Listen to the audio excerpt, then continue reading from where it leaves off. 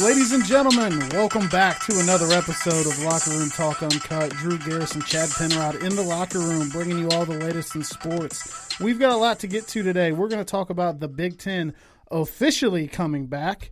The Western Conference Finals in the NBA are set. The Eastern Conference Finals are in progress. We're going to go over week one of the NFL and what we saw and preview the big Thursday night matchup tomorrow night, the Battle of Ohio, about the Cleveland Browns and the Cincinnati Bengals. Joe Burrow's first game. Baker and Odell Beckham already showing to maybe have a little bit of a problem going on. So we've got a lot to get into this week. It feels good to have this much stuff to talk about. Let's start first with the breaking news of the day.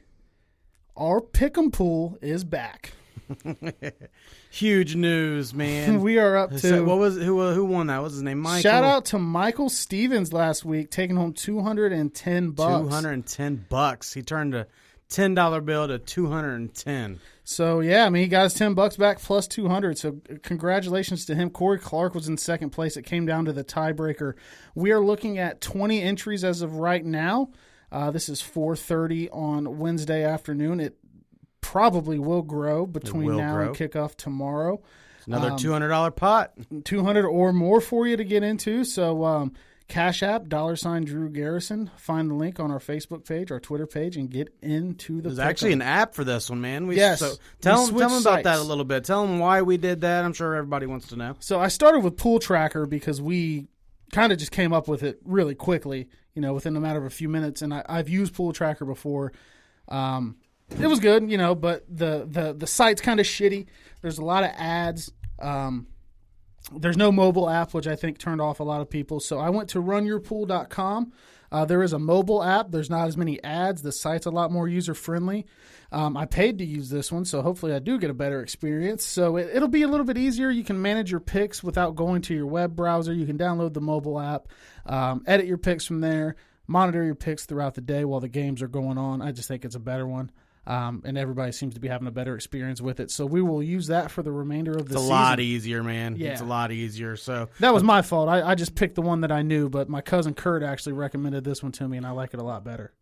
So apparently the last one was really good from the computer, but nobody gets on a computer nowadays. So, so this one's got an app, so you just, log right in, make your picks, and what? So Michael you woke up and sent him his money. He said he woke up to $210 extra in his bank account. Yeah, I mean, I don't know what. Pretty cool. I don't know what time he was awake, but I know that 8:05 on Tuesday morning, I crawled my fat ass out of bed, looked at the finalized, looked at the final standings, saw that it was Mike. I sent him his money instantly. So by 8:06 that morning, he had $210 in his Cash App balance to do whatever he pleases with. Nice little surprise to wake up to. So we will. That's pretty cool. And Tuesday next week, somebody's going to wake up to at least $200, hopefully more, when they win this one. So we're into that. But on to the actual breaking news. The big news of the day. The Big Ten is back. Chad was right. He has said from the jump that Ohio State will play football this fall.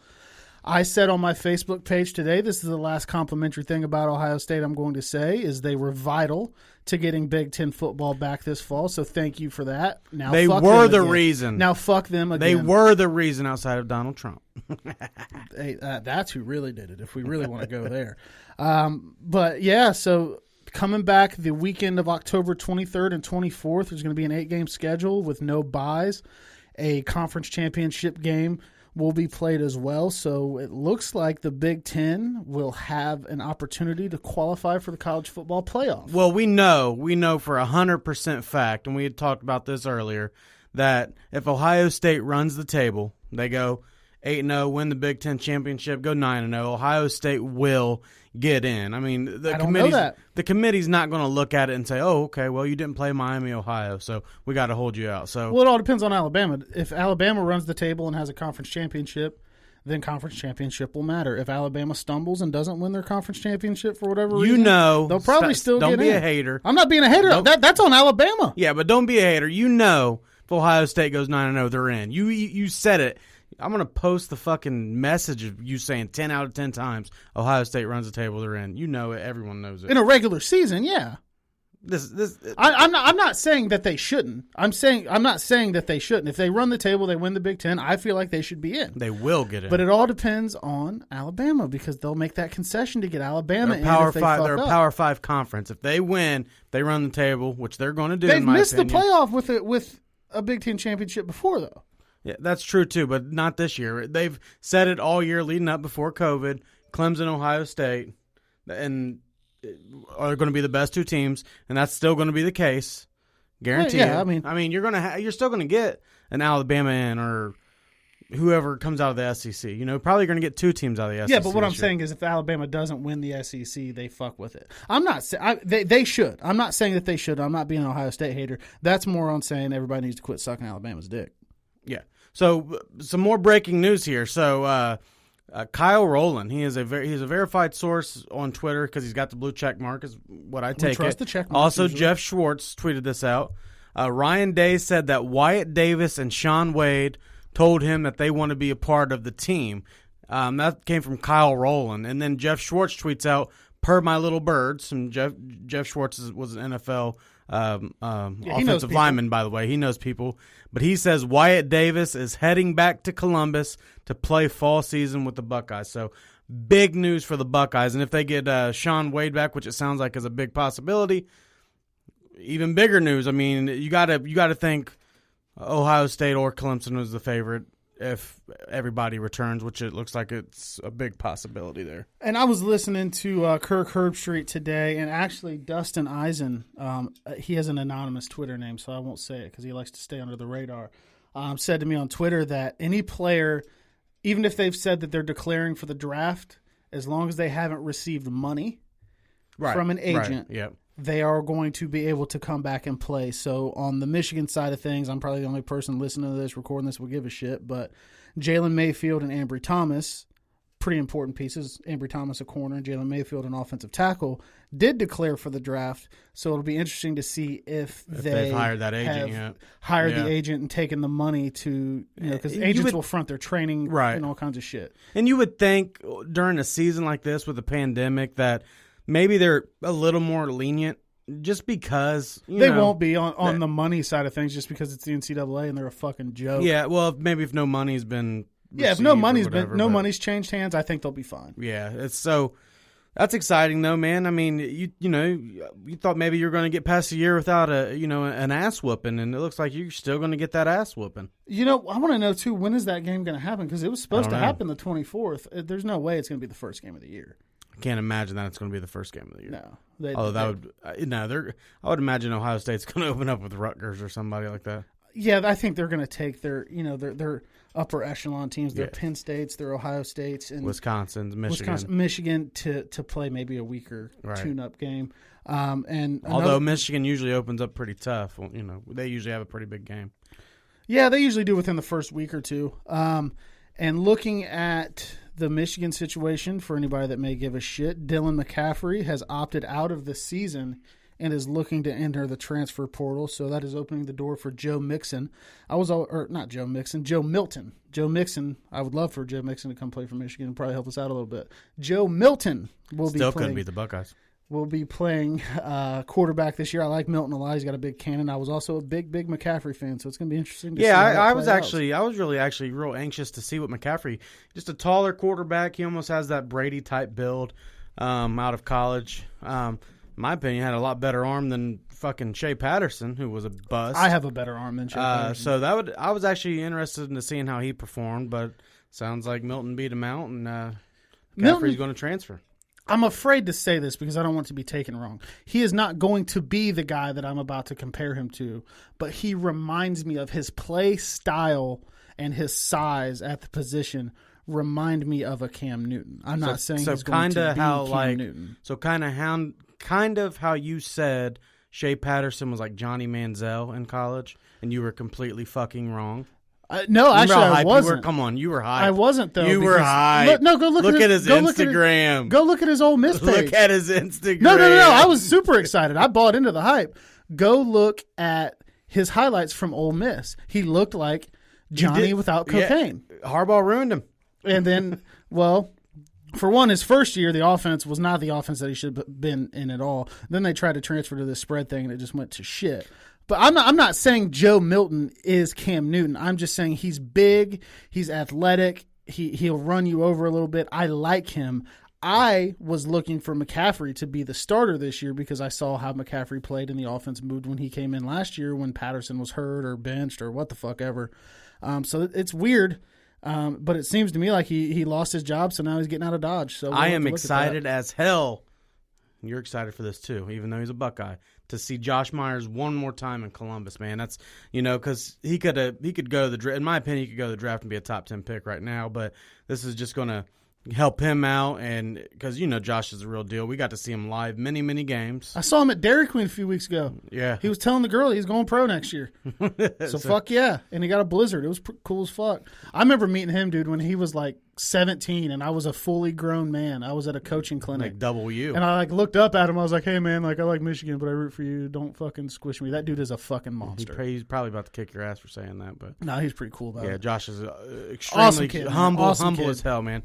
But yeah, man, Buckeyes front, Justin Fields. I think he kind of needs this season. He does. Big time before he goes to the pros. Although I'm not sure that his draft stock can go up anymore, just because he's going to be behind Trevor Lawrence. We all know that. So they got him right now rated as the second quarterback. So I wonder, and I don't think he's going to have a bad year by any means. I just wonder how that's going to go. I actually think he's going to possibly get a Heisman. I think Justin Fields is going to ball out this year, but I think he's going to suck in the NFL also. But he's a great college quarterback. Yeah, great college quarterback. He can't throw when it matters. Yeah, you just never know the transfer from college to the pros. But I'm actually with you. I'm not sure how good of a quarterback he's going to be in the pros, but hell, I'm excited as hell to watch him play October 23rd or 24th. It looks like. And shout out to him, man, for kind of starting the change. Yeah, But I signed his fucking petition, and then all they did since then, I got an email today, was email me and talk about how we need to fucking vote Donald Trump out of office. So whoever runs that shit's a fucking clown, but he started a good amount of the movement to get things going in the right direction as well. Ohio State was very well involved. Who was not helpful was Michigan's fucking whack-ass governor. Man, I hate that bitch. She's a fucking moron, but we are going to play football. Michigan is going to get back onto the field, and I will be able to be pissed off at Jim Harbaugh. Hey, if he loses to the 24th. Bucks this year, is this the year? If you lose to the Bucks, is he done? I'm sick of having this conversation, dude. This conversation's been going on for years, and it should have happened. Come on down, Marvin. It should have been 3. He's fucking Marvin Lewis. Yeah, dude. I was gonna say, are we gonna call him Marvin? I don't know what what hold he has, but it should have been done 2 years ago, maybe even a little bit sooner.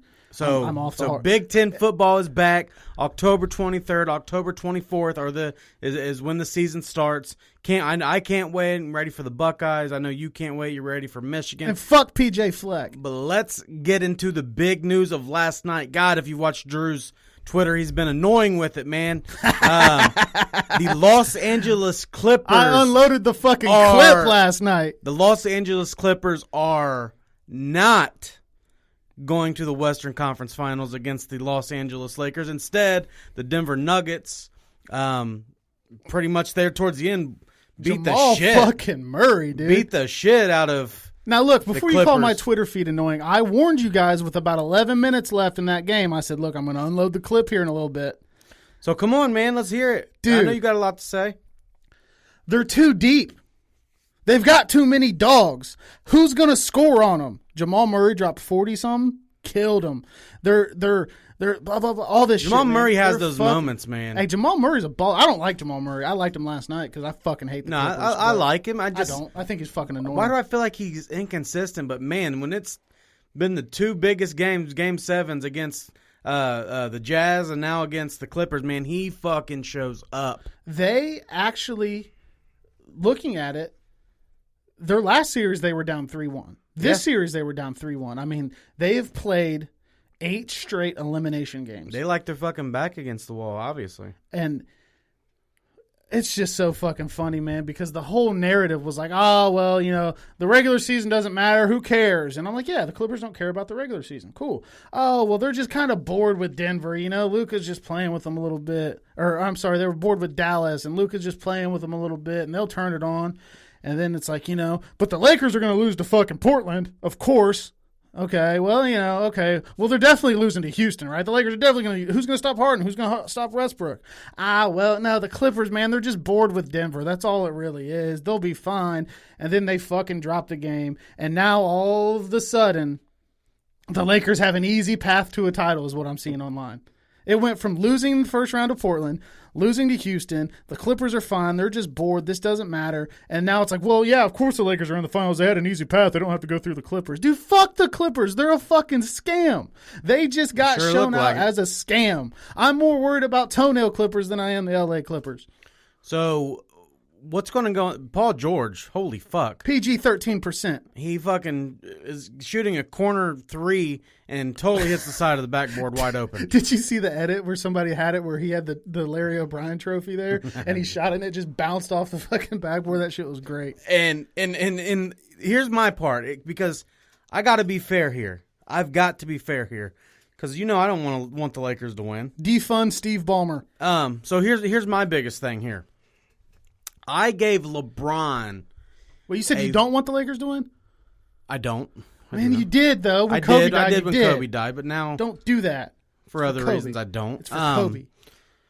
So I got to be fair here. I gave LeBron James, who I do not like, by the way, a fuck ton of shit against the game one against Houston, against the Rockets, when he didn't score a single point in the fourth quarter. And when I said, if you look at my Twitter, I said that should never happen to a superstar ever. And I think we'd agree with that. There's no reason LeBron James should fucking not have 1 point. No, I'm a Lakers fan, but I was on your side with that. Yeah, there's just no reason.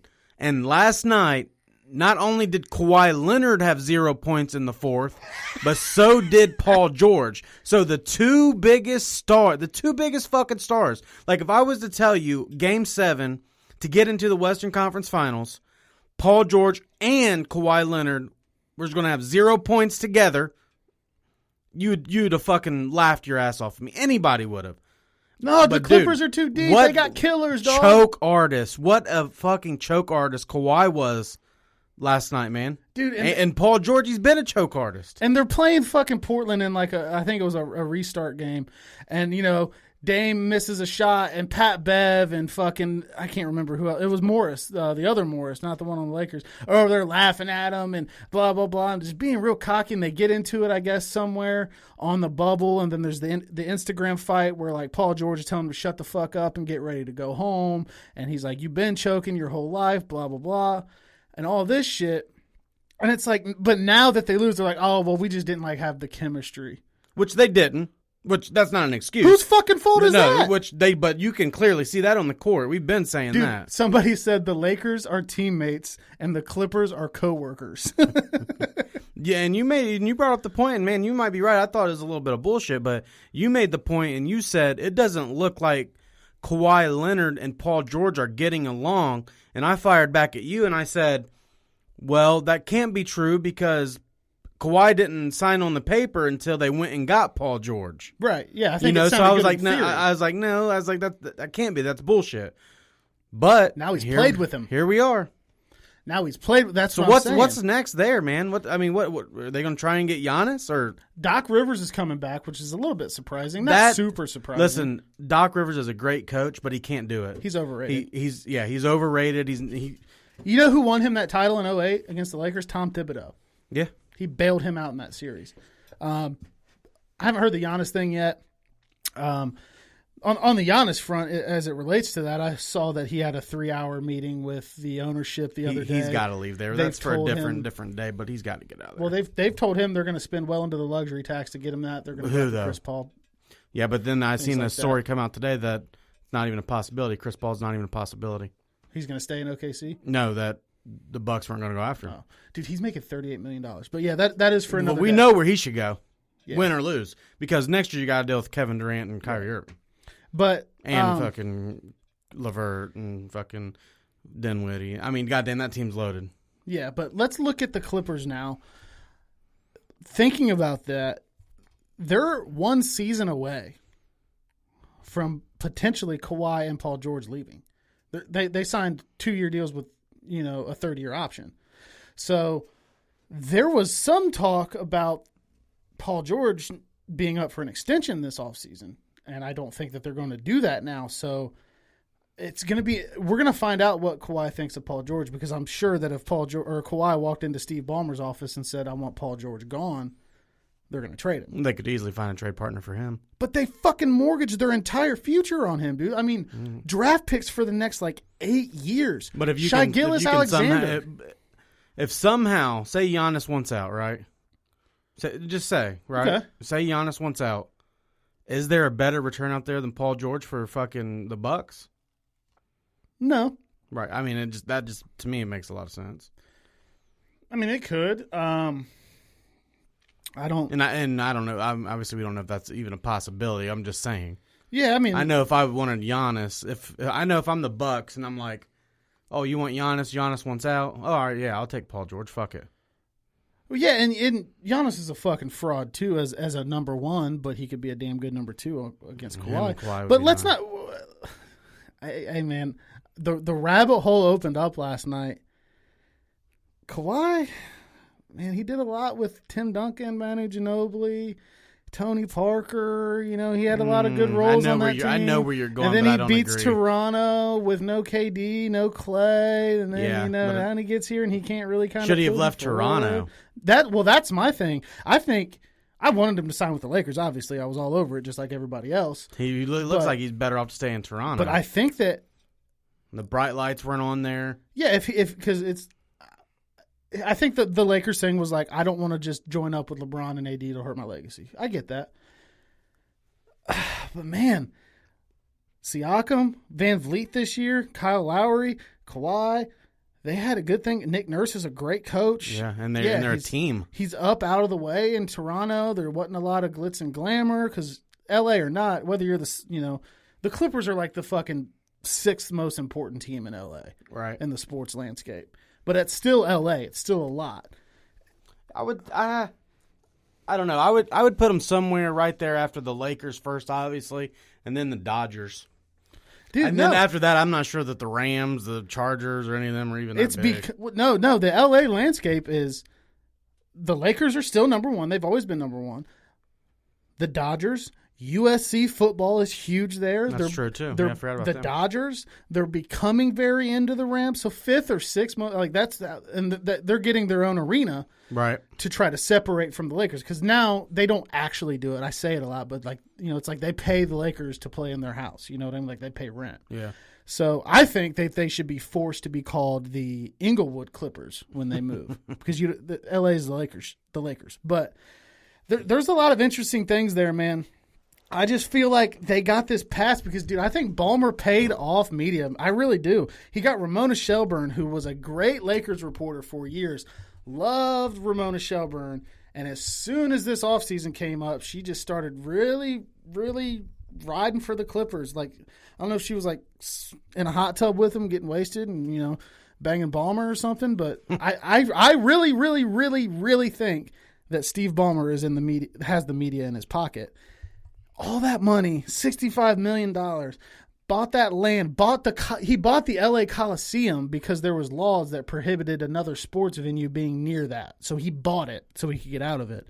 All this money just to leave in the second round like the Clippers always do. The Clippers have been in existence for 50 years and have never been to a Western Conference Finals. So we're down to the Final Four. We got we had game one last night. That series Miami is gonna be fucking awesome. Boston, who was that was a fucking great game. Oh, dude, it was. Miami ends up taking that one. Dude, Tyler Hero, man, holy shit, he passed Dwayne Wade. Yeah, for most playoff games, I think, in a row with more than 10 points. That block at the end by Bam on fucking. I want to talk about that. Jason Tatum, that was fucking phenomenal.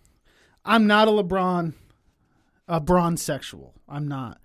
But don't tell me that Bam's block last night was better than his block on LeBron's block on Iggy in the finals. No, that's a game Come 7. On. That's a game 7. That's like don't get me wrong, that block was fucking nasty. So, just kind of speaking off that, so we got our 4. We got Miami, Boston, Lakers, and Nuggets. I'm pretty certain the Lakers are going to beat the Nuggets. I think it's over in 6. with that being said, I think their toughest challenge is one of these Eastern Conference teams to this point, because they're not going to have to play the Clippers. Now, I know I don't believe Jamal Murray is going to beat the Lakers. I just don't see it. But I'm not taking away from what they've done to get there. You only play who's in front of you, so I'm not going to be that. I'm not going to take them by lightly. any means. But the team, I don't think at this point that's left that I don't think they want to see the most is the Heat. Well-coached team.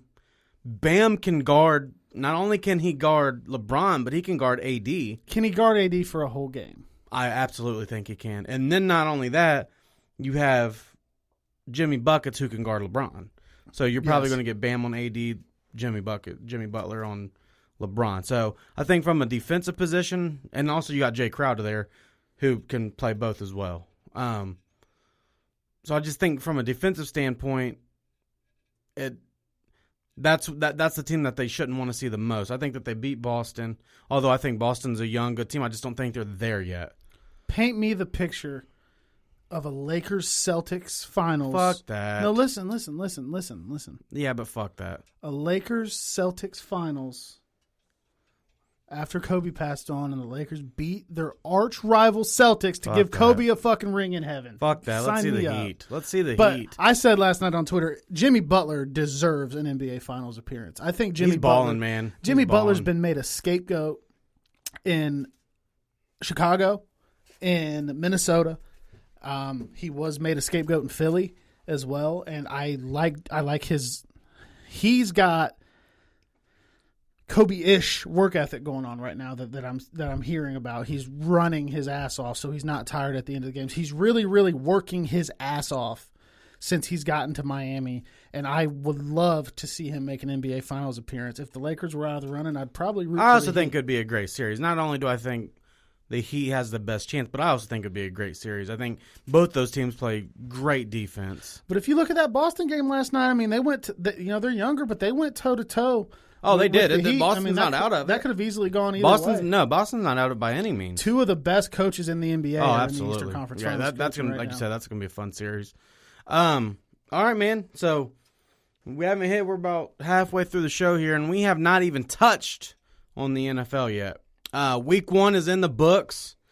That felt good, didn't it? Yeah, it was. That was awesome. I didn't move off your couch for like because the Bengals played at 4, the Browns played at 1.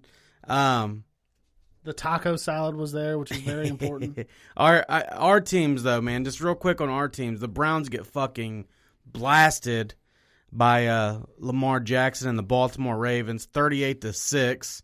And we'll talk a little bit about Baker and OBJ here in a minute, but fucking just Lamar looks like fucking. They made him look like he was goddamn Aaron Rodgers because he didn't beat us with his legs. You know, the Browns' run defense was pretty good. I know Dobbins got a couple touchdowns in there, but they were short line short situations, yeah. But I had said in here, Lamar can't throw outside the numbers. He can't throw deep. He did. That's scary. He did. That's scary. Now I will say this. Well, I will never use injuries as an excuse in the NFL unless it's like a huge major player. But the Browns secondary was pretty banged up, and Lamar was throwing to a lot of pretty open dudes. Well, yeah, and then I was talking to Austin about this earlier. I was like, how the fuck? Because I think you got to make the Ravens play inside out. Okay, you got to take away the run in the middle, and you got to make everything go outside. Yeah, and then almost like the Titans did. And then you got to put some zone over top of that. And what the Browns did, which after I seen it was confusing, they blitzed over 48% of the time. It was like 48.2. You're not going to get to. You're just not going to get to Lamar like that, man. He's just too good of an athlete. So that's why they were wide open, because what they were doing was trying to get to him and then give a lot of the one-on-ones, and then that's why everything was wide open. I get throwing him a look and mixing it up and trying to get after him on like a 3rd and long or something, but they did do it like half an excessive amount. Yeah, half the plays is too much. The punt in the first quarter that was unsuccessful was dumb. That was the dumbest moment from Stefanski. He didn't have a great debut either. He's on his own 30. I like the aggressiveness, just not right there. No, you do that on your own 45. Now, if you're at maybe at the 50. Yeah. Maybe if you're at the 50, okay.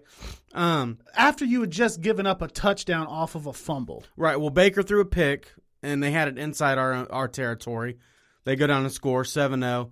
Stop us. We go for the punt. Failed. They get it in our territory at the 30. Oh, yeah. Field goal, 10-0. Now you're behind. That's one thing.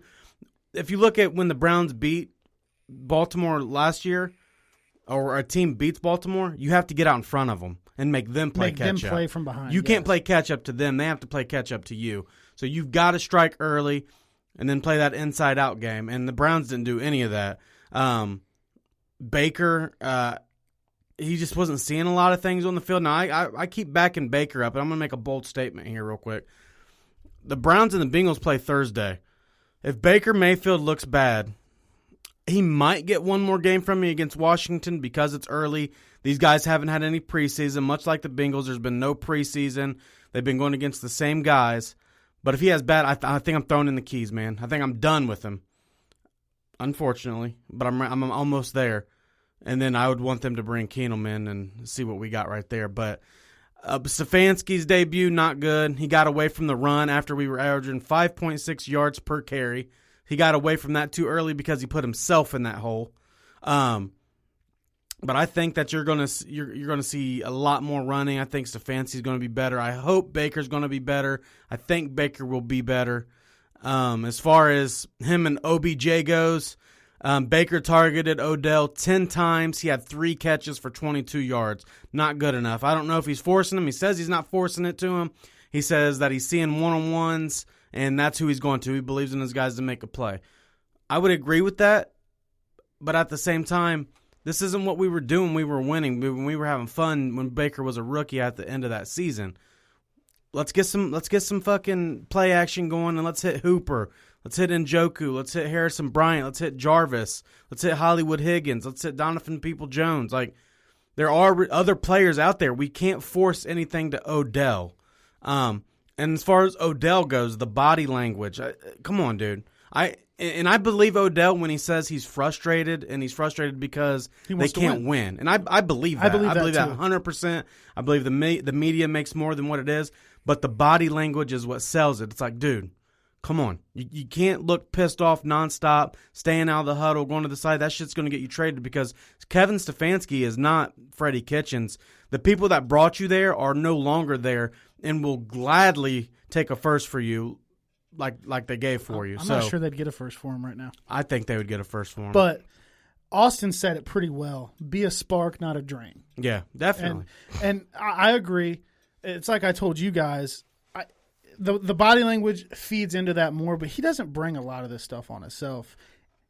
He has before, but like especially since he's been in Cleveland. Not in Cleveland, he hasn't done anything. But it's just like, and I would start wondering as a general manager or a head coach, like, is it worth it anymore? Like, I know it's not his fault, but this is like par for the course. This comes with the territory of having him on my team. Do I want to fuck with it anymore? Because I think Jarvis Landry's better. Yeah, I mean, I see what you're saying. The part that just gets me, though, like we keep saying, it's like it's not his fault. Like, some of it is the bad body language is. Yeah, you've got to control that. He's been in the league long enough to know. And he knows how. And when you hear the guy talk, man, so whenever I get mad at him after a game, it's like, man, fuck him, he's got to go. But then I hear him talk, and it's just like, he's like, and this is literally it every time. He's just like, I want to win. Like, and that's all that comes out of his mouth. It's like, when we start winning, you guys wouldn't see this. He said, I'm just frustrated because we're not winning. And that's understandable. I just think as a superstar number 1 receiver, maybe he likes to receive number 2. Sorry. But, yeah, I mean, you just got to learn to control it a little bit more.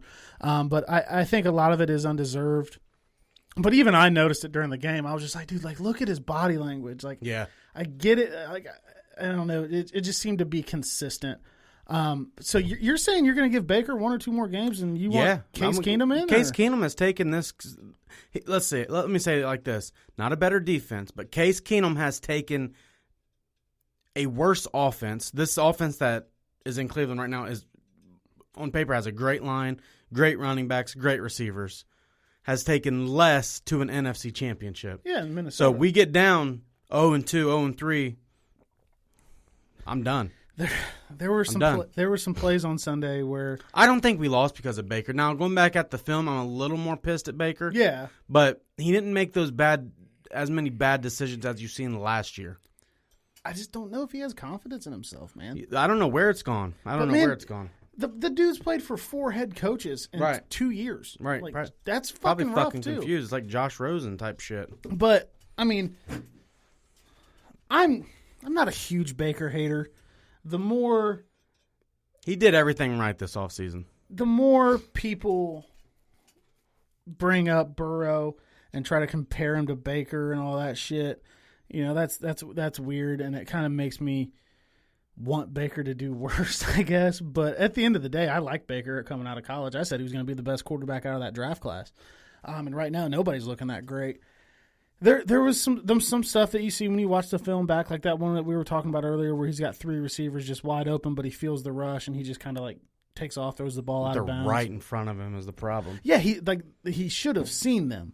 But we both predicted a big year for Baker this year, and I did have him losing this game though. Not you did. I have the Browns starting 2-1. I do think they win the next 2. This one tomorrow we'll talk about here in a couple minutes, but I do have them starting 2-1, and I did predict them losing to the Ravens. Now I didn't think it was going to be like that. I didn't think it was going to be 38-6. I thought they were going to be able to run the ball better and control a little bit more of. I guess up front, which they did. The protection was there. They had a top 10 pass protection of anybody, according to PFF. So he's got to be better. The defense has got to be better. Stefanski's got to be better tomorrow. Yeah, and we'll see how that goes. But let's go into the Bengals here. Joe Burrow's debut, the 4:00 game against the Chargers. I would like to start off my review of the Bengals game by saying Bobby Hart needs to go to fucking Switzerland or somewhere else. Get this dude the fuck out. Is that clear? Bobby Hart, if you hear this, you're a piece of shit. Why was he talking shit to Bosa? He was? Yeah, it's all over Twitter. Oh, I hadn't seen that. And that's why when you seen him and Bosa talking shit, they remember when Bosa went and got in his face? Yeah, I remember that. That's what that was about. That dude is a waste of fucking space. Fred Johnson is the backup right tackle, and I just don't know how he could be any worse. I really don't. I have no fucking idea how Zach Taylor, who I'll get to in a second, hasn't looked at that and said, this dude's the worst right tackle in football. He's on a $21 million contract. What the fuck? They have outs in the contract. I've looked into it. They can get out of it. How the fuck is this dude going to start against Myles Garrett tomorrow night? I don't give a fuck who else it is. Put somebody else out there. That dude is fucking worthless. Well, and we thought Myles was going to line up against Jonah, but no, Myles plays the left side of the defensive line. Yeah, so pretty much exclusively, doesn't he? Apparently it is this year, according to Charles, what's his name, Cassidy or whatever? Charlie Cassidy. They said that it's going to be Myles and Bobby Hart all night tomorrow night, so I don't know. We'll see. So what do you think about Burrow, though, man? How would you judge Burrow? Looking at that game, I just got a very important PS5 update. It's coming out the day after my birthday on my phone. I apologize. Breaking news. PS5, $500, comes out November 12th. Sorry about that. I had to look into that. So Burrow himself gave himself a D. Grading Burrow's first game, I would probably give him a C. I would say C. The first half, he was getting murdered. I mean, it was just bad. He had hardly any time to make throws. He handled it well. I don't think anything really rattled him. But he just didn't have much time. He made some decent throws in the first half. Got him into field goal range. The touchdown run was pretty impressive. I think he's a little bit more athletic than people might give him credit for. And that was actually a beautiful play design. He looked fucking scared when he ran that. Get me in there. He fucking set up the block from Hopkins and shit. That was cool. And then you get into the second half. The offensive line, I felt like settled in the second half. They started playing a little bit better. Yeah, they got better. So that gave him more time to, make the reads, find the right guy. He didn't really look like a rookie until he's rolling out, scrambling, the place fucked, and the shovel pass directly into Melvin Ingram's stomach. Terrible decision. Just classic rookie shit. And I wasn't super mad at it because he's a rookie quarterback, you expect it. But then when I'm looking at it, I'm just like, I don't know what he was thinking. I don't know what his view was on the field, or if it's hard to replicate that, but it didn't even look like he tried to lead Gio like away from the defender or anything. It was just a bad move. Real quick though, you said you wasn't mad at it because when we were at my house, well, I was mad at it. You yelled, "God damn it! I knew we should have taken." That was a joke. Come on, you knew I was. You said, "God damn it! I knew we should have." taken You knew I was fucking joking. You sure? I laughed as soon as I said sure? it. But yeah, fuck Tua. Come on, you knew that was a joke. You sure? Yes, I'm positive. All right. No, I mean, you expect things like that to happen with a rookie quarterback at some point. Now, I don't know. Throwing it to, I expect mistakes, but throwing it to the defensive lineman. Well, to me, that's like okay, I can make this work at LSU, but Melvin Ingram is a different beast. I feel like that's probably a play where, in college, that defensive tackle's not really looking for it. You flip it out there as he's rushing towards you, it gets by him. You maybe get a little squirt play out of it. I think from watching, when we were watching it together, I felt instantly, right after that first quarter, Burrow knew. He's like, oh, shit. Because he played better, and I agree with that. But he almost looked like, oh, shit, these guys are fucking fast. Yeah, all of these guys are fast now, not just a few of them. Yeah, and but outside of the horrible mistake, I think he played pretty well behind a bad line without much of a running game to support him. And then you get into, obviously the pick was terrible, and then you get into this close game in the fourth quarter, and I just remember looking at you, and I'm saying, why? And I remember the time and everything. I said, why is it that we're in a 3-point game and there's 6 minutes and 22 seconds left and the Bengals don't have a timeout? Now, looking into when those timeouts were called, they were all situation. It wasn't the Bengals that you're used to, like they were about to have a delay game or they can't get the play in or they're really undisciplined shit. There were a lot of times where I know that there was one red zone opportunity where we held them to a field goal where they were lined up. I can't remember who the receiver was, but he was just completely uncovered. It was a touchdown. Easy 10 times out of 10. I get that. But you have to have a timeout, at least one, in that last drive. Because Burrow on that last drive, you even said, you're like, man, he's got a look in his eye like he's going to go win this thing. And he did. He was calm. He was cool. I think he went, I want to say 7 of 9 or so on the drive. There at the end of the game, he took what the defense gave him. Yeah, very, very well. He didn't look rattled. He didn't look like a rookie. He looked calm. He looked poised. He's hitting guys, picking his way down the field. And I'm like, dude, this is why we drafted him. This shit that Andy Dalton wouldn't have done. I'm going to say it. And people like Tyler from Old Black Sheep tells me I'm not allowed to compare Burrow to Dalton, and I don't understand that, why I can't compare the new quarterback to the old quarterback. I don't get why that is what he says. But he didn't throw the ball away on 3rd and 7 like I watched Dalton do for a decade. He went for it. He made the right reads. He took exactly what the defense gave him, got him down the field. And then the offensive pass interference call on A.J. Green is a call that I say that I can definitely understand why they called it, because he extended his arms. Yeah. But I could have easily seen why they wouldn't call it. You know what I mean? Like, it's one of those plays. I think it was the right call. Exactly. I think it was the right call. But Harris was clamping him too. Called it. Harris was clamping him, or Hayward, not Harris. He was clamped up on him before 5 yards too. It could have gone either way. I think it's a call where, do you let it go because it's two vets kind of battling at a very critical point in the game?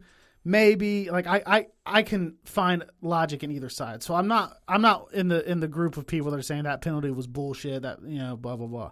But that throw that Burrow made on that play, because AJ caught that ball clean, toe tap.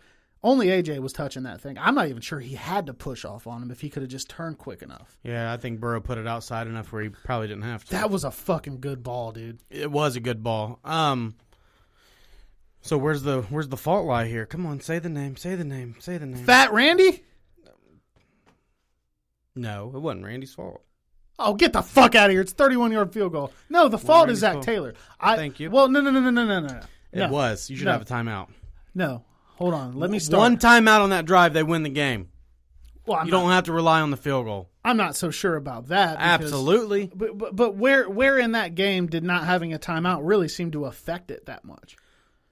Well, for one, you have a rookie quarterback going on I forget however long the drive was, being able to have him a timeout, at least one timeout, the way he was driving down the field, one timeout to stop that clock wins the game. They got it when San Diego, when LA used a timeout. I was like, okay, that's good for us because he gets a chance to get. But that was after that wasn't when the clock was running. I don't. If they use a timeout, if they have a timeout when they get down there, the way he's looking, like I said, the look in his eye, they win the game.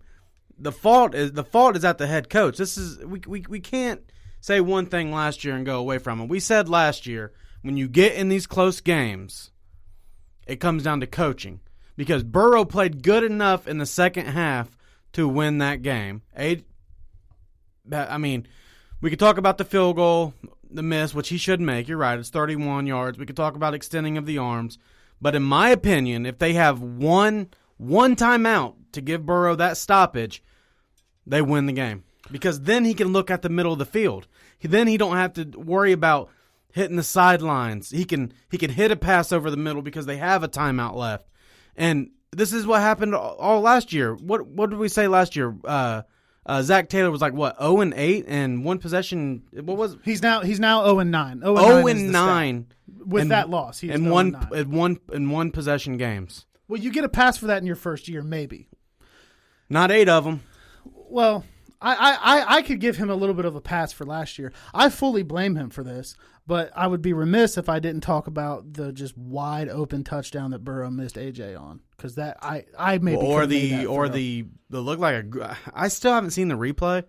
Great pass to Ross down the field. It seemed to go right through his hands. PFF, none of the sites charged Ross with a drop on that play. So it was an overthrow. So it must have. It wasn't, though. Like, unless they're seeing a different angle. We were seeing it from the back to where we can't tell. Now, if we had a side view, you know maybe. what I'm saying? We wouldn't be able to know where that ball landed. Because if that ball went past his hands, it should be hard to outthrow John Ross. Then that's on Burrow. But from what I thought at the time, at least we got a guy that can outthrow him now. Right. So, but we thought at the time when we said it, we thought it went straight through his hands. It looked like it to me, and I never saw anything to change my mind. But if it didn't, then you got to apologize to John Ross because man, fuck John Ross. But yes, the wide open one to AJ was that's bad. Yeah, that's bad. And but he's a rookie. First game. I'm not going to hang the guy on the cross because of it. No, absolutely not. Absolutely not. But it's just like, man. I'm not going to sit up here as a Browns fan, somebody who wants to see Joe Burrow fail. And I think Joe Burrow's the guy. I seen the look in his eye. I seen the poise. I seen him settle in. I seen him start to look good. I thought at the beginning of the game they were very, very, very conservative with him. What do you have? 192 passing yards. I didn't see many looks to Boyd. Him and Boyd couldn't hook up much. They didn't hit it till I think the fourth. Right. And I seen him targeting AJ a lot, which is okay.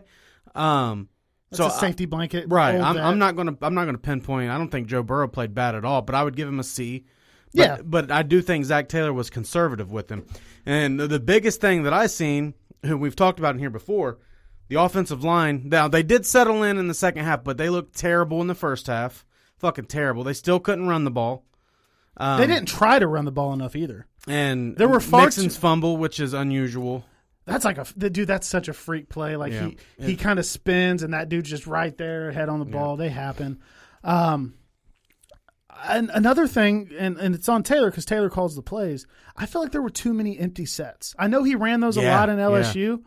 And you don't get with a line like that. It's just you don't. Yeah, you don't get away with a lot of that at this level. I understand that he ran empty a lot at LSU. That's fine, but this is the NFL. This is maybe the best defensive line that we play all year, arguably. You got one of the better twice. defenses. It's one of the better D lines we'll play all year. I don't understand why you're in so many empty sets, and I don't feel like they tried hard enough to establish the run. Right.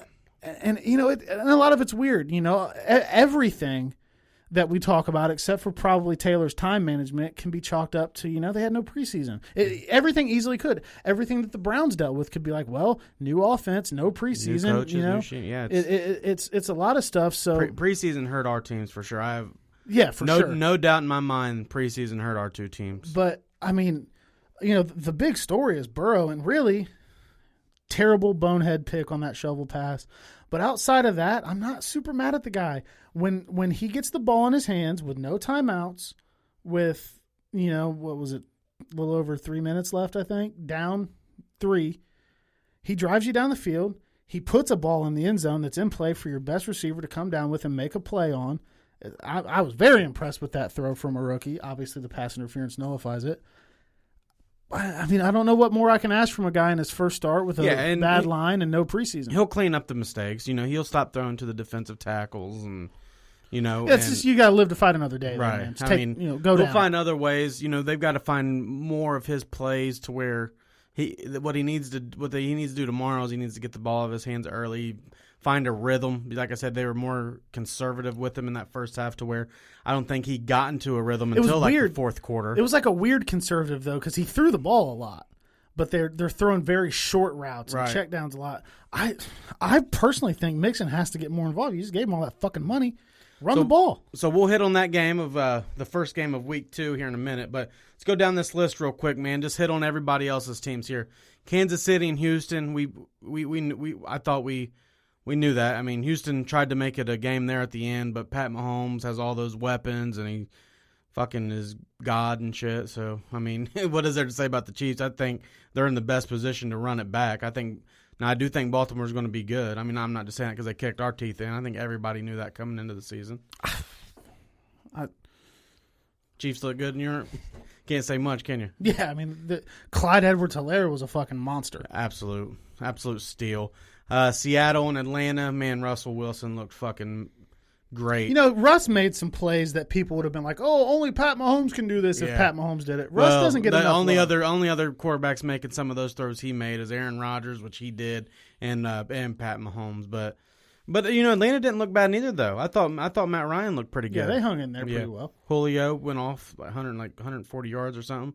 Buffalo takes care of the Jets. It looks like Le'Veon's going to be sidelined for a little bit. He's on IR. Yeah, so at least IR's 3 weeks now at the earliest, though. It's not the whole 8-week thing. I don't know if somebody listening doesn't know that. Right. The fucking Bears and Lions comes down to the end. DeAndre Swift fucking drops a wide open game-winning touchdown. Rookie, man. Rookie mistakes, man. Like I said, no preseason. It's tough. New England and Cam Newton looked pretty good as they beat Miami. Cam Newton was like, man, fuck this. This is a little bit of a revenge game. Or not even a revenge game, but a revenge I'm tour back, he's motherfuckers. On. Right. Here I am. Yeah, and somebody tried to snatch his chain. When we were watching, I was like, dude, what the fuck? Oh, is that what that was about? Somebody was trying to snatch his chain after the game, yeah. Cam wasn't about that shit. He might dress like a fucking woman, but he'll fight for his chain, apparently. Dwayne Haskins and the Washington football team come back from 17 down to upset Philly. The Philadelphia Eagles, man. Hey, man. Haskins? Shout out to Ron Rivera, undergoing cancer treatment. IV at halftime. Scheduled, coaching his team, and Haskins steps up, rallies the team while Rivera's over getting his IV. Haskins looked pretty good, brought him back from 17 down, and he had a really bad year last year. They look like a decent team, man. Ron Rivera can coach. I like Ron Rivera. I do too. And, hopefully he can continue this while beating cancer. The Las Vegas Raiders go into Carolina and beat the Panthers in a high-scoring game, 34-30. Josh Jacobs, 3 touchdowns. Derek Carr looks pretty good. Obviously, Christian McCaffrey did his thing. Teddy Bridgewater did his thing. Robbie Anderson did his thing. That was just a good game. Robbie Anderson on my fucking fantasy bench would have helped me out, actually. Biggest upset of the week, in my opinion, although we got some stats from a Jacksonville fan that Indianapolis has not won in Jacksonville since 2014, and Gardner Minshew and the tanking Jacksonville Jaguars upset Phillip Rivers and the Indianapolis Colts. Shout out to Josh. Marlon Mack tore his Achilles, and he's out for the season. That's a big loss there. Yeah, that does suck. I need to see if my waiver claim for Hines went through or not. And here's the big one. Let's touch on this one for a minute. The New Orleans Saints whoop up on Tom Brady and the Tampa Bay Bucks. I think that's another team, man. Just not enough time together at this point. I can't judge them yet. Now, Brady made some throws and Bruce Arians called him out, which I don't know if that's smart, but Alvin Kamara goes off, and it looks like Michael Thomas is going to miss a couple weeks to a high ankle sprain. What do you think about the Bucks there, man? I think people need to chill out on Tom Brady a little bit. Yeah, they're gonna settle in. It's a new offense. It's a new team. It's the first time he's worn something that's not a Patriot jersey. Let's not really go apeshit on Tom Brady yet. Yeah, give it some time. We both said that we thought the Saints would probably win that game because they have the chemistry. Chemistry over talent all day. And I think that Tampa's still going to be there in it. Having a division loss week 1 to the team that's probably going to win your division is a little bit rough to bounce back from. When it comes to trying to win your division, but I didn't expect it to be that bad. But I can completely understand why it was. Right. They just don't have enough reps, man. Gronk's got to get back into shape. Brady's got to get, timing and reps down with Godwin.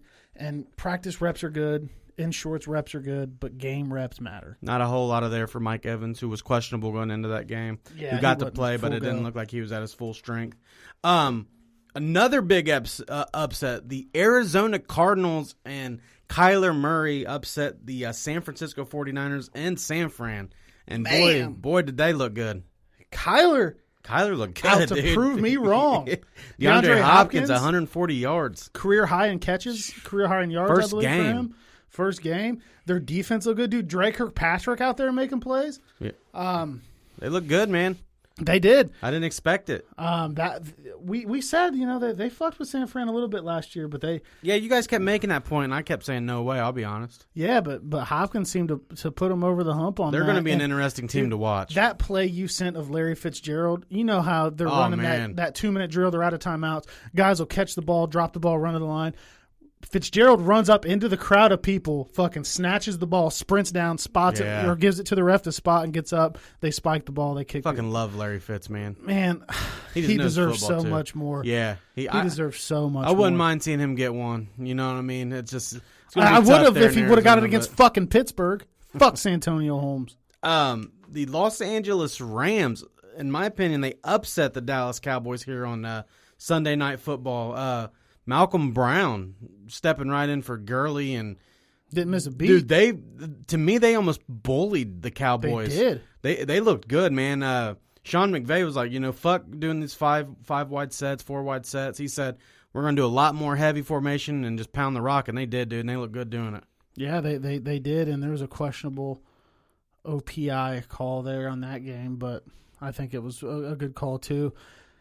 I don't know, man. I just don't believe in Dallas. I don't believe in Dak. I don't believe in golf all that much. But I think Dallas is going to be all right. But I think the Rams, they surprised me. I think they're going to have a pretty good season. That's going to be a tough division, man. Yeah, 49ers, Rams. And maybe the Cardinals. Seahawks and Cardinals. Holy shit. Yeah, that might be better than the AFC North, man. Holy shit. I didn't think about that. Well, maybe with the way Cleveland looked. Yeah, we're going to get to that in a minute. Monday, first Monday night, Pittsburgh versus the Giants. Pittsburgh wins that 26-16, and god damn that defense. That is a scary defense, dude. It's not far off from the projections that we had last week. That defense is really fucking good. That front seven, holy hell. Danny Dimes, though, man. Saquon had like 7 carries for 6 yards. Jason Garrett trying to get revenge. Yeah. Jason Garrett calls their plays now. But dude, I just can't get off their defense. Not only that, Ben, I even tweeted, I said, man, Ben looks terrible. It looks like he needs to shake the rust off. That motherfucker shook the rust off and looked right like after Ben you said that. Yeah. I don't understand the all-out blitz and let Ben sit back there and throw it up to Juju. That play made no sense from a defensive standpoint. And we were talking about Danny Dimes. I was like, man, I like Danny Dimes. He's looking all right. And then he just threw like a fucking terrible pick. Right. Just a horrible one at the goal line to like a defensive line. Pittsburgh looks like the truth, though. Unfortunately, they look like a 10-12 game. I don't know, man. Every time Ben got hurt, it looked like or hit. I like watching him hurt. fall. Yeah. Where I'm a Browns fan, I like watching him fall. Yeah, I love watching him get hit. I still hope his career ends on an injury. And then the late Monday night game, a good one, man. Tennessee beats Denver 16-14. Stephen Gostkowski missed like 4 fucking field goals. And then he hit the one that mattered. Yeah. Drew Lock looked good. I fuck with Drew Lock. They end up losing Lindsey for a little bit to a turf toe. Tennessee, just good defense. Run the ball with Henry. Tannehill looked good. Corey Davis looked good. Just all around, man. What a good week 1. Yeah, absolutely. And I loved coming to your house, eating just a shit ton of food, not moving from that spot for like 12 hours and then coming home and not moving for a few more hours to watch football, and I cannot wait to do it again Sunday. I know. Whoa. We're going to get to our last topic here. Tomorrow is when you're coming over to my house. We're going to order some pizza. Yeah, my Cleveland Browns are hosting your Cincinnati Bengals. Joe Burrow versus Baker Mayfield. It's been the conversation around here of the offseason. Oh, Joe Burrow's already better even though he hasn't taken a snap. Please.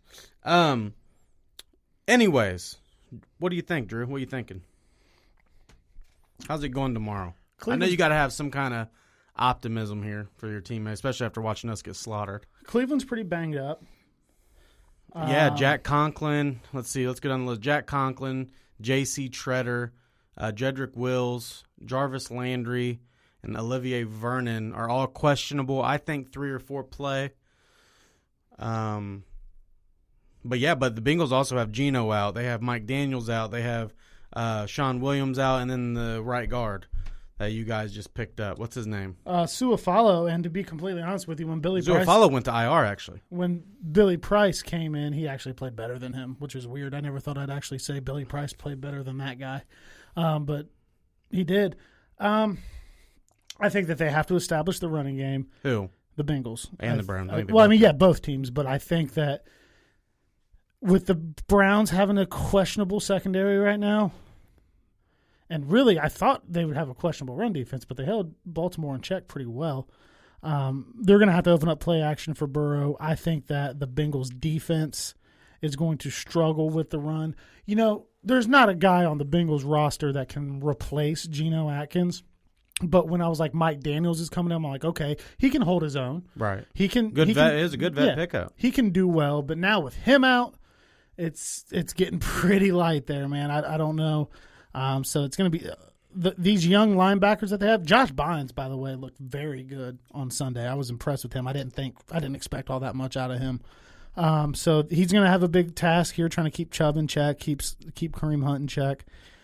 It's really a game I can see either team winning. The Bengals showed me enough last week against that defense, you know, to make me think that they can move the ball, but they got to put more points on the board because at the end of the day, they still only put up 13 points. Mm-hmm. That's not going to get you wins a lot in the NFL. Cleveland's offense didn't really show me anything. No. But how to leave receivers wide open. But at the same time, they played against, you know, an AFC championship contending team that I expect this year. But I think the difference is going to be Austin fucking Seibert is out for revenge, motherfuckers. You want to cut him? Yeah, but Bullock is playing. Yeah, I know. Dude, so why does it matter? Fucking fat-ass Randy Bullock was on the injury report, and it said calves. Not right calf, not left calf, calves. He knew he fucking missed that as soon as he kicked it. He said, oh, man, my left calf grabbed on me, and then there's a picture of him holding his right one, and then there's a picture of him holding both. I don't know what the fuck's going on, but yeah, looks like Fat Randy's going to kick. Prediction. What is it? I'm going to go. Come on. You know you're optimistic the Bengals are going to win. Come on. I'm not. You're not? You don't think the Bengals are going to win? Well, it's not that I don't think that they're going to win. You think it's going to be a close one? They can win. The Bengals have conditioned me to never be optimistic. You know, it's a lot like last year. I was like, okay, you know, we played pretty damn good against Seattle in Seattle. Okay, cool. And then it all went to shit. I'm done with the moral victory side of shit. I didn't even like it all that much last year. There's no more moral victories. Just win fucking football games. And I'm not going to bet my fucking beard on it either with Aaron Lakes ever in my life. I bet you one time that I'd have to shave my face and go baby face, and I fucking lost it. All right? So fuck that. I'm not betting my beard or my mullet, which I don't know if anybody saw the video from the wedding I was at, but it looks pretty fucking glorious, so I'm not going to risk that. Bengals, 27. Cleveland, 24. All right, my turn? Go ahead. So I'm not trying to be a homer here, but I didn't have any expectations coming into this season. I told you that. I said I'm done being paper champs. I said that coming in. But I do think that there is a running team there in Cleveland that we have not seen yet. I'm sure there is. Geno Atkins, Mike Daniels out. The middle's wide open. I know they have DJ Reader there. But I think the Browns run with Hunt and Chubb, I think that they go for anywhere between 150 to 200 yards. Damn, whoa. I think they gash them with the run. I think they open up the run. Baker's going to throw 3 picks. 5.6 yards per carry from our running backs against Baltimore, and we he got stopped. away from He it. stopped running. Kevin Kitchens. That's why I said it's Kevin Kitchens. Don't steal my shit. I saw your tweet. But I think that the Browns bounce back after that. I'm confident in it. I don't think that they blitz Burrow. Like I told you guys, they did Lamar 48.2% of the time. No, they're not going to do that. They're going to try and confuse him with some zone. They are going to get after him, though. We've said this at the beginning. How in the fuck is Bobby Hart going to even contain Myles Garrett? So I think Garrett ends up with a couple sacks. If they keep him over there in Bobby Hart, that's going to be murder. Biggest thing, like I said, I think it sets up the play action with the 150 to 200 yards. I have Browns 34, Bengals 17. Damn, you got a blowout like 34-17 is my prediction. Jesus Christ. Now, but listen, we lose this game and it's on Baker Mayfield, I'm done.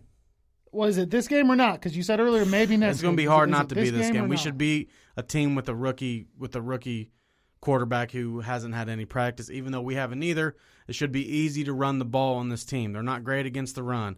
They have rookie linebackers everywhere. They're beat up on the line. We should be able to run the rock here. 34-17 Cleveland. And another thing I didn't point out when we were talking about the Bengals game, A.J. Green looked pretty good in his first game back in a couple years. He looked like a guy that's missed time to me. I thought he looked pretty good. But I think I had 50 yards? 60-some. But, man, every time he was down, I was like, is he limping? He was limping. One time it did, but I was like, and his foot could have got stepped on, but I was like, God damn, is he limping? I didn't see enough from the Browns office to make me think that they're going to hang 34. I feel it. I feel it like it's coming. But as long as that line's in too, I think that the line plays. I know J.C. Tretter's going to play. He's been questionable since last year at week 1. He has something going on with his every week ankle or some shit. Wills, it ended up being a bruise, so I know those two are going to play. Conklin's obviously the big one. Landry, I think Landry plays too, but we'll see. Yeah, I would probably imagine they do. So we'll talk shit to each other tomorrow, man. You're we'll gonna live come over tweet for some it. pizza and watch it. It should be a fun one. Well, yeah, I'm sure we'll be active on Twitter. I've been saying I need to get off Twitter because people are pissing me the fuck off, but I'm probably not going to. I think that's going to be a good time. We'll, like I said, keep an eye on our Twitter pages. We like to tweet during the games. Maybe we'll get some information out there to you that you may not see from the screen. I don't fucking know. Or maybe we'll just post a bunch of videos of us talking shit to each other and calling each other names like fat ass and dumbass. I don't know. But as a reminder, right now it is 5:34. We've been in here for about an hour. We're getting ready to wrap things up, but our pick'em will be live and able to enter up until 8 o'clock. 7:30. 7:30. I'm calling it 7:30 just right. to give me time to get everything set up. So we still got 20 people in there, $200 up for grabs. I will post this up a couple more times just to get it in front of people so they know to get in. Who is going to win the money? Cash App, $ Drew Garrison. Get in, make your picks, download the app finally, and we will have a good time with this. And then we will be back in next Somebody week. wants $200. Come on, guys. I know, I do. I fuck. I know, I want to win. I was down at the end of the fucking. I was in the bottom of the list. I didn't do very well at all, so I'm going to pay a little bit more attention. As a reminder, you can update your picks. You have to have all of your picks in before 7:30 Thursday night, but you can change the picks for all the Sunday games up until they kick off. So if anything changes injury report-wise, you can up until kickoff. So that is a reminder. We will have all of that information out and try to get this thing up to higher than it was last week.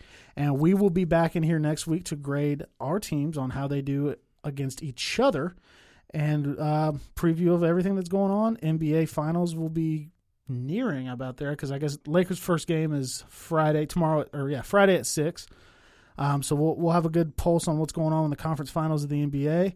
Any developments on the Big Ten, we will be right back here for it. I appreciate everybody tuning in. And Hooday. Here we go, Brownies. Here we go. Fuck you. All right. Thanks for tuning in, everybody. We'll be back in here next week. Locker Room Talk Uncut.